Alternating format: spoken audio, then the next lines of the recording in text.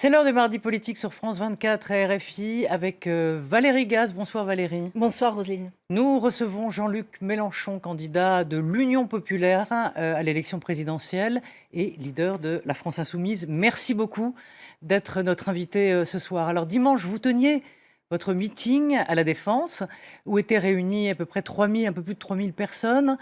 Quelques heures plus tard... Vous m'en avez enlevé 2000, mais c'est bon, c'est bon. Ah bon? Non, laissez tomber. Non, C'est grave. écoutez, si c'est Aucune importance. 5000... Non, mais comme c'est écrit dans la presse, D'accord. ça doit être vrai. Bon, écoutez, on va... Pas de problème, allez-y, perdons pas de temps. Voilà, Éric Zemmour nous tenait le sien donc à Villepinte avec plus de 10 000 personnes, entre 8 et 10 000. Allez, on va être clair. Avec des bagarres, on l'a vu au fond de l'immense salle. Est-ce que le nombre de participants disent tout de même, Jean-Luc Mélenchon, quelque chose de l'attirance que suscite Éric Zemmour? Ah bah oui, à l'évidence. On a depuis maintenant quelques années un glissement qui s'est fait dans la... On ne sait pas encore ce que le pays en pense, puisqu'on n'a que des sondages. Mais oui, Madame Le Pen a banalisé, a été accompagnée amicalement dans sa banalisation par toute la classe médiatique.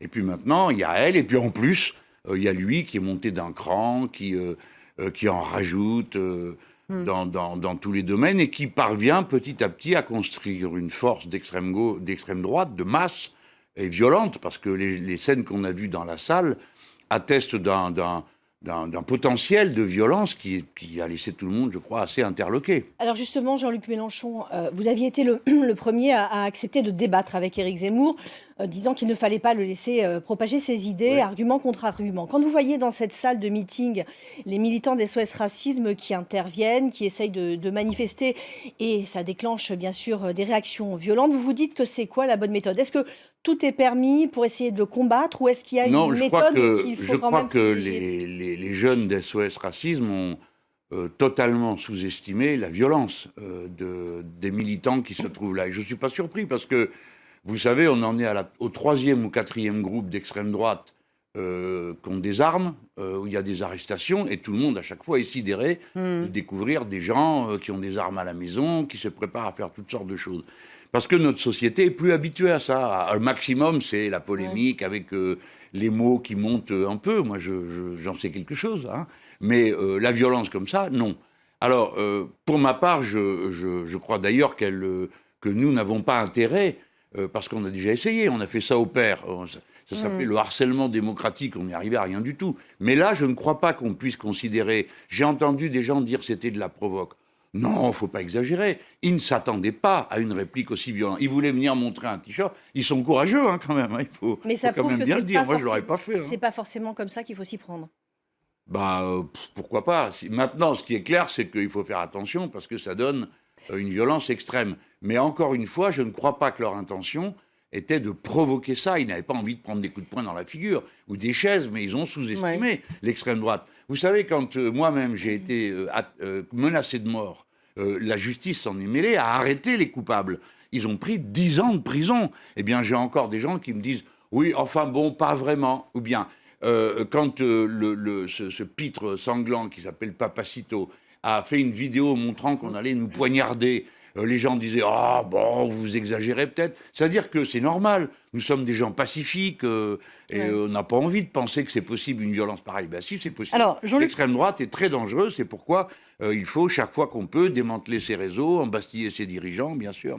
Jean-Luc Mélenchon, vous n'avez pas souvent l'occasion de parler de politique étrangère, donc on va le faire ce soir. Donc les États-Unis, l'OTAN et l'Ukraine accusent Moscou de vouloir encore attaquer l'Ukraine en massant des troupes à la frontière. Alors faut-il s'inquiéter? Poutine est-il en train de bluffer comme le pensent certains? Écoutez, il y a un bon adage qui dit que la première victime de toute guerre est la vérité. Tout ça, c'est beaucoup de gesticulation, parce que c'était le cas il y a... De la part de qui, de gesticulation? Vous allez voir. Il y a 15-16 jours, jusqu'au président Macron avait dit « Nous allons garantir l'intégrité territoriale de l'Ukraine », ce qui est une belle bêtise, ce n'est pas ma position. Quoi qu'il arrive, je ne me mêlerai pas d'une chose pareille. Mais, il y a des troupes qui se massent et tout ça. Alors là-dessus, les Ukrainiens, qui sont quand même les premiers placés, disent « Ah non, pas du tout, le problème ne se pose pas comme ça. c'est un jour de guerre de plus, les Russes vont et viennent, etc. Et le ministre des Affaires étrangères ukrainien va à Washington et touché par la grâce, tout d'un coup dit « Ah non, il y a un problème sérieux. » Bon, tout ça est pas sérieux. Qu'est-ce qui se passe?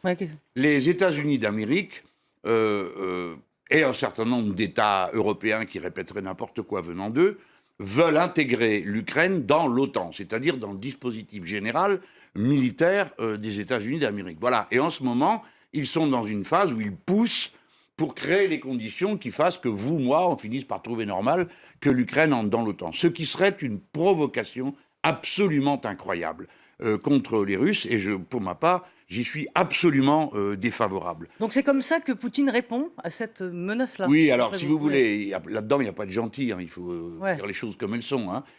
Bon, les États-Unis poussent d'un côté, du coup, les Russes montent d'un cran, et ça s'appelle l'escalade. Alors l'escalade, on peut tous regarder ça en faisant la part des choses, mais il arrive un moment où ça peut devenir très dangereux, parce que quelqu'un perd son sang-froid et on déclenche des guerres. C'est comme pour ça vous, que ça se passe. les Européens se laissent embarquer derrière Joe Biden. D'ailleurs, Vladimir Poutine et Joe Biden sont en train de s'entretenir en visioconférence pour parler de cette crise. Ça, tant mieux, tant mieux. Il vaut mieux qu'ils parlent qu'autrement, mais les Européens, pas tous, il faut bien que nous rendions compte que nous avons manqué de parole aux Russes. On leur avait dit, si vous laissez tomber le mur, nous, on n'ira pas mettre l'OTAN à votre porte. Bon, ils ont laissé tomber le mur, et qu'est-ce qu'on a fait? On a mis l'OTAN à leur porte. Et avec des gens qui sont extrêmement, comment dire, pour des raisons historiques, très crispés sur le sujet. Les Lettons, les Lituaniens, les Estoniens sont dans un rapport de conflit permanent avec la Russie. Et nous autres Français, nous avons été mettre notre doigt dans ce nid de frelons, ce qui est une belle erreur à mon avis, en mettant quelques troupes, je crois que c'est en Lettonie, et en acceptant qu'on installe des batteries antimissiles en Pologne qui en quelque sorte couvrent la surface de la Russie. Tout ça, ce sont beaucoup d'erreurs. Moi, je suis pour la désescalade, et je redis, la Russie n'est pas un ennemi. Mais comment on y arrive à cette désescalade? Les s'en Européens, mêle. Biden disent on menace de sanctions. Menace la sanction. Pour vous, c'est de la gesticulation diplomatique. Oui, je pense que c'est. Mais Non, mais ils ne respectent pas eux-mêmes l'embargo qu'ils mettent. Si vous voulez, c'est nous, pauvres Français, qui sommes toujours les premiers de la classe, là. Alors on respecte l'embargo, on perd toutes sortes de marchés. Qu'est-ce que ça a donné? Les Russes ont produit ce qui n'arrive plus, ce qui n'entre plus chez eux. Mais je crois que les Américains montent le ton, les Russes répondent de leur côté. Notre intérêt est de ne pas être partie prenante de l'escalade et de dire nous sommes les Français, nous avons nos propres intérêts. Et notre intérêt numéro un, c'est l'Europe n'est pas un champ de bataille. C'est la doctrine française depuis. Mais elle doit être solidaire de l'Ukraine, par exemple, l'Europe? Mais ça dépend pourquoi. Solidaire. Si elle se fait envahir par la Russie. Ça. Et si c'est l'Ukraine qui envahit la Russie? Ça paraît voilà, le veto de Jean-Luc Mélenchon. Je sais bien, je plaisante, je galère. Il y a quand même une démonstration de force des Russes actuellement. Non, pas actuellement, c'est la même depuis 2 ans, et c'est parti. On n'a pas le temps ici de dire pourquoi et de quoi c'est parti, mais comprenez une chose, c'est que si on fait de la politique Disneyland, on n'arrive à rien. Nous, notre intérêt, à nous d'abord, c'est nous Français, d'accord? Nous Français, notre intérêt, c'est que tout le monde reste là où il est. Et qu'il n'y ait pas d'histoire. Alors justement, est-ce que, à propos des Russes, on va redire un mot des Russes qui se prépareraient, en tout cas à la demande de la junte militaire au Mali, d'intervenir pour faire fuir les djihadistes. Alors évidemment, ça ne plaît pas à la France. Cette force Wagner, est-ce que vous êtes pour qu'elle prenne le relais, en quelque sorte, de la France, ce qui ne plaît pas du tout à Emmanuel Macron, bien évidemment? C'est clair que je ne peux pas être pour ça. Mais d'abord, commençons par dire que notons l'évolution moderne. De nos jours, des milices privées deviennent des pseudopodes des États. Alors les États-Unis ont le leur, qui a fait la guerre en Irak, qui a fait la guerre en Afghanistan. Contre de l'argent, hein. Bon, là voilà. c'est 100 millions. Wagner, à mon avis, est tellement lié au système russe que c'est pas possible que les Russes puissent dire non, c'est pas du tout ce qu'ils font. C'est leur jeu de dire on ne sait pas. C'est une affaire privée. Bon, les gens achètent des guerriers comme ils achètent des carambars. Bon, nous, Français, d'abord, on n'a rien demandé. Je vous rappelle que le Mali est aux Maliens, d'accord? Alors là, on s'est mis dans un embrouillis. Enfin, pardonnez-moi, Jean-Luc Mélenchon, mais c'était à la demande de l'État malien de l'époque. De venir en aide. Oui, absolument, vous avez raison. Nous avons des accords avec toute une série de pays d'Afrique. Alors donc, on pourrait commencer par dire, on aimerait bien revoir ce qu'il y a dedans. Parce que dans un tas de cas, on ne le sait pas. Premièrement. Deuxièmement, nous n'avons rien demandé. Ils nous ont demandé de venir. Le président Hollande a décidé... D'écrire des lettres, d'écrire une lettre. Oui. Non, mais ils nous ont demandé de venir. On ne va pas dire que nous ne sommes pas allés autrement que demandé par eux. J'ai beau être en désaccord total avec ce qui s'est fait, je ne vais quand même pas nuire à mon pays. C'est eux qui ont dit qu'il fallait qu'on vienne. Donc, on a fait ce qu'il fallait. Mais après, on a oublié de dire ce qu'on faisait là. Donc, M. Hollande n'a jamais annoncé quels étaient les objectifs politiques. Éviter les djihadistes quand même de fondre sur Bamako. Oui, ça a été réglé en 48 heures. Donc, ça veut dire, Jean-Luc Mélenchon, que maintenant, il faut revoir les objectifs et le dispositif de cette intervention. Emmanuel Macron a commencé à dire on va se retirer. Et d'ailleurs, c'est ça qui a provoqué la réaction du Mali, d'aller chercher peut-être la force Wagner en disant vous nous abandonnez, eh bien, on va prendre d'autres solutions. Non, attendez, doucement. Ce qu'il dit, c'est une chose qui nous intéresse, nous, c'en est une autre. Bon, donc quand cette affaire a été réglée, il fallait le faire.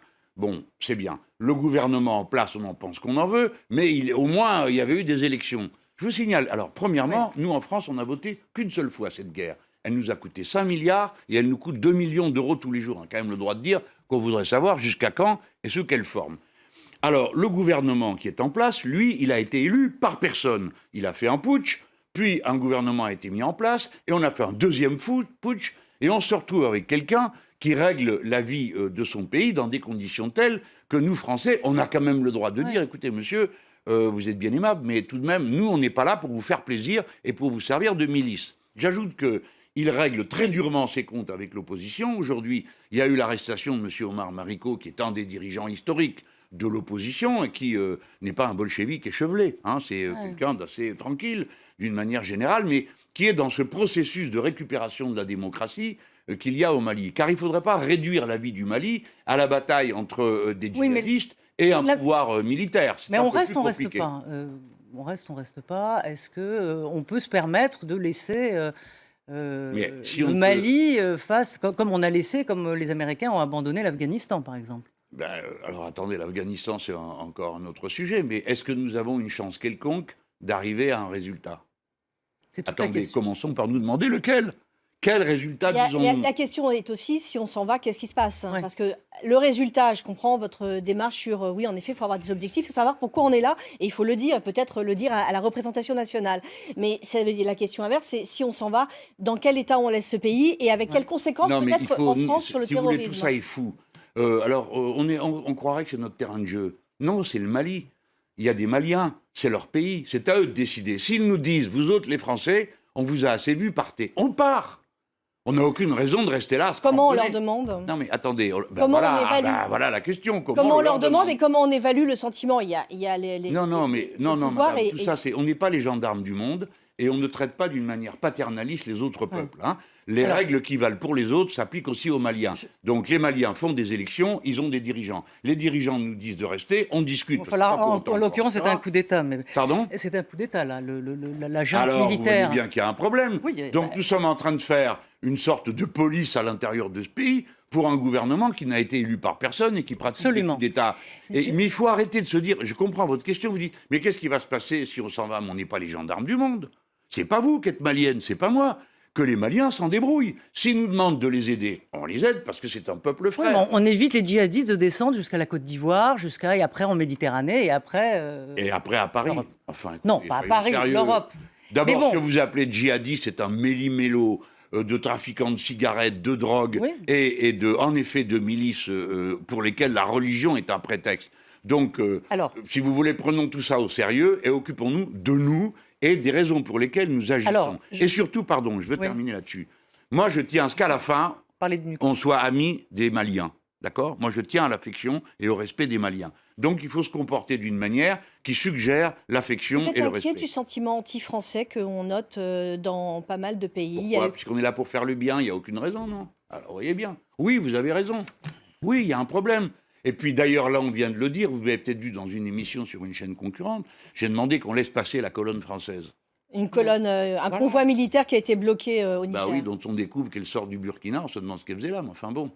J'ai une autre question. Comme ça, oui, parce que je sais que ça nous intéresse. C'est un sujet dont vous parlez beaucoup en ce moment, c'est la dissuasion nucléaire. Et vous y réfléchissez tout haut en disant, dans le fond, est-ce qu'elle est encore efficace? Parce que la prochaine guerre qui va se passer, ce sera dans l'espace. Mais j'aimerais que vous développiez, parce que Oui. vous parlez de la démilitarisation de l'espace, et j'aimerais savoir Merci. si vous êtes Ben, la vous tête avez- dans la guerre Vous des avez étoiles. raison d'abord on va prendre dans l'ordre, parce que la démilitarisation de l'espace est un accord qui date de 1967. Normalement, il n'y a pas d'organisation militaire dans l'espace. Mais coucou surprise, les Américains ont décidé de faire un état-major de l'espace. Nous-mêmes, Français, notre président, ça n'a rien demandé à personne, a créé un état-major de l'espace qui est intégré à l'armée de l'air. Bon, alors maintenant, donc ça veut dire que l'espace est militarisé. Et on le savait, car les Chinois ont montré qu'ils pouvaient éclairer, c'est-à-dire détruire un satellite depuis la Terre. Les Américains, pareil. Les Russes viennent le faire dans des conditions assez inacceptables, parce qu'ils ont pulvérisé le truc, il y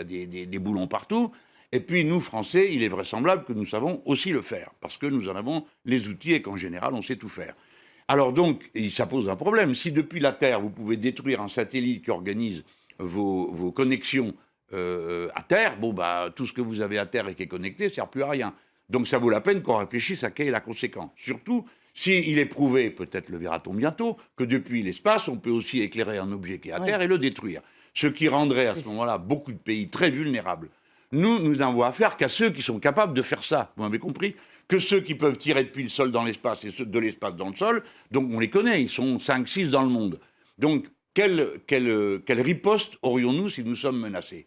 Moi j'étais un partisan, je suis toujours un partisan de la dissuasion, c'est-à-dire on dit aux autres, écoutez, nous on veut la guerre à personne, mais si vous nous la faites pour un cheveu, tout y passe. Alors ça s'appelle la dissuasion. Voilà, et nécessairement tous azimuts. Donc il faudrait une dissuasion dans Bon, l'espace. alors déjà, on en a une, elle est nucléaire. oui. Mais qu'est-ce qu'elle vaut si depuis l'espace, on est capable de détecter nos sous-marins, si les câbles qu'on a mis en mer permettent de détecter nos sous-marins, et surtout, si ceux qui sont dans l'espace peuvent n'avoir rien à faire des sous-marins français et des bombes françaises, parce qu'on peut comment on passer au- organise Donc il tout faut ça, remettre alors, à plat la oui. politique de dissuasion. Alors, eh ben oui, voilà. Déjà, première conclusion, Ouais. mettre à plat la politique de situation. Deuxièmement, de toute situation compliquée, essayer de tirer un avantage. Si ça se règle depuis l'espace, alors qu'est-ce qu'on fait avec ces stocks de bombes? Il y a 6000 ogives nucléaires en Russie. Qui date de la 6000. guerre froide. Hein. Bah, il faut dire à tout le monde, écoutez, si ça sert à rien, alors on démantèle. Et on arrête d'avoir ce danger sur Terre, d'avoir toutes ces bombes, quelqu'un pourrait se décider à s'en servir. Il y en a des tas, donc si quelqu'un tire dans le tas, nous, Français, ça nous concerne. Parce que les Allemands ont fait une pile de bombes nucléaires américaines, là, c'est à notre porte. Nous-mêmes, nous sommes en danger pour nos voisins. Donc, on pourrait tirer de la nécessité de réorganiser Merci. notre dissuasion, eh bien, le fait de changer le dispositif nucléaire. Merci beaucoup, Jean-Luc Mélenchon, d'avoir été notre Merci de m'avoir donné l'occasion de parler de ça, on ne peut jamais le faire. Ben voilà, c'est fait. Merci Valérie Gasse et Merci. merci à Flore Simon et à Camille Néran pour avoir préparé cette émission. Et merci à toute l'équipe technique. À très vite.